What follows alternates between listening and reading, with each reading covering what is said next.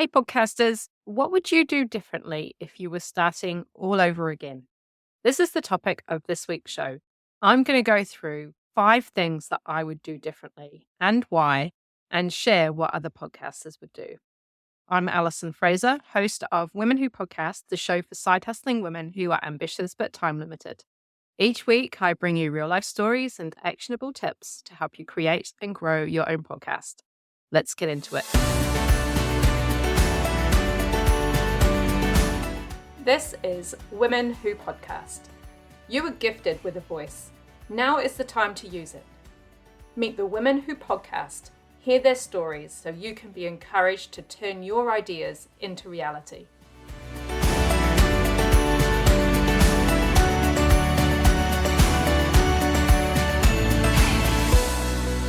So I've been producing this podcast for just over 18 months, and in that time, I've created and published more than 70 episodes, and I have a second podcast with another 13 episodes published. All this means is that I've stuck with it, and I've learned quite a lot along the way.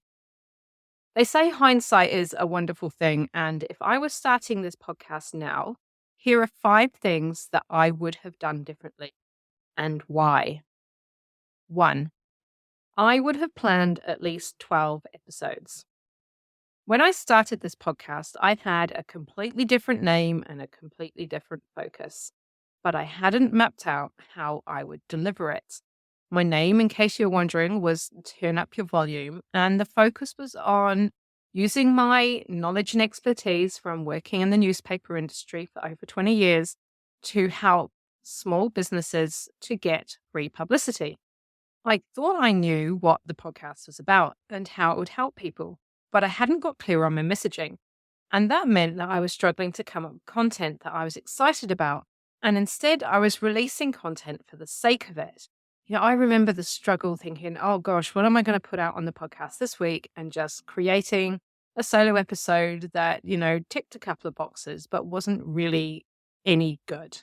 In my view now, looking back, I probably wouldn't have done that episode and just had a blank week instead. If I was starting from scratch, I would work out what my 4 main topics were and then come up with at least 3 topics for each of them.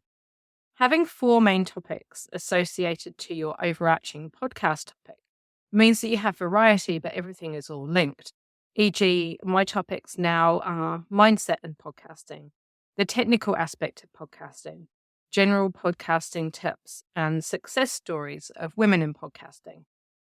What are your topics? Have you given them much thought, or have they developed naturally? Do you find yourself leaning towards particular subject matters within your topic? Do you plan your episodes in advance? Not everyone does, and they make it work for them. But this is definitely something that I would get clear on should I decide to start another podcast. 2. Record more solo episodes. So even though I'm a podcaster and I have experience as a journalist for more than 20 years, I actually find it really hard to do solo episodes. And so I typically ignore the ideas that I have. Yes, I have recorded several solo episodes, and this is a solo episode right now. But what you don't see is the hours of work and the procrastination that I put in to outline them to ensure that I'm not going to waffle. I'm not a natural riffer, unlike many solo podcasters who I listen to. Quite a few of my favorite podcasters are solo hosts. Their solo episodes are more frequent than interviews, and that format works for them. I found that when I'm just listening to the host, I feel a lot more connected to them, and that leads me to want to work with them. In fact, there's one podcast host I listened to. When I heard about her podcast, I listened to maybe 3 or 4 of her episodes. She opened the doors for her membership, and I signed up straight away because I already liked what I had heard so far. And that was just from solo episodes. So I realized after all my interview episodes that you, the listener, you don't really know where I fitted into all this. Why am I hosting a podcast about women who podcast, for instance? What do I want to achieve from it? Well, I'd like to see more women podcast. I'd like you to realize that you don't have to be perfect, to already have a massive social media audience, or to have a big team behind you to make a podcast work for you. But how can I do this if I don't speak directly to you? So, in my plan of episodes, which I mentioned in point one, I'd start with at least one solo episode a month as well. Three, I'd not look at my listener metrics as often as I used to, and I would not place any value on these by themselves. How do you measure the success of a podcast? Do you need to achieve thousands of downloads, or do you need to produce content you're proud of? I found myself getting so tied up in the numbers that I would worry that I wasn't a good podcast host, that I shouldn't be doing this, and that other people were better than me. So, what was the point? In reality, the fact that I've produced content that I'm proud of is success in itself. I've managed to get a podcast out pretty much every week. Sometimes I've had two a week, which I think is a really big deal for me. Whether I'm reaching an audience of 5, 15, or 5,000 is really just moot. Just one person listening to what I have to say is a success because it means that I've touched them in a way that I have been able to help them make a decision to podcast themselves. And as a beginner podcaster, do I really want to be reaching enough people to fill a stadium when I'm still finding my feet? I'm not a professional public speaker, would you believe? I have not spoken to a large crowd before, unless I'm at parkrun with the megaphone. So why should my podcast be any different? And so this ties in with number 4. I would not compare myself to other podcasters and believe that I was less worthy of my space in the podcasting world because their listener numbers were higher than mine. There would be no comparison. I would also mute any podcasters who are doing something similar so I wouldn't feel that comparison on social media or feel that I had to do something just because that person had done it. Comparison is the thief of joy.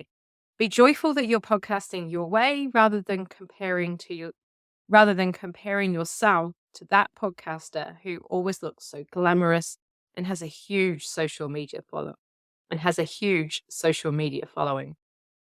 As I've aged, I've learned about strengths and human design and how we are all different. And I already knew that to some degree, but learning about myself, I know now what comes easy to me and what I find challenging.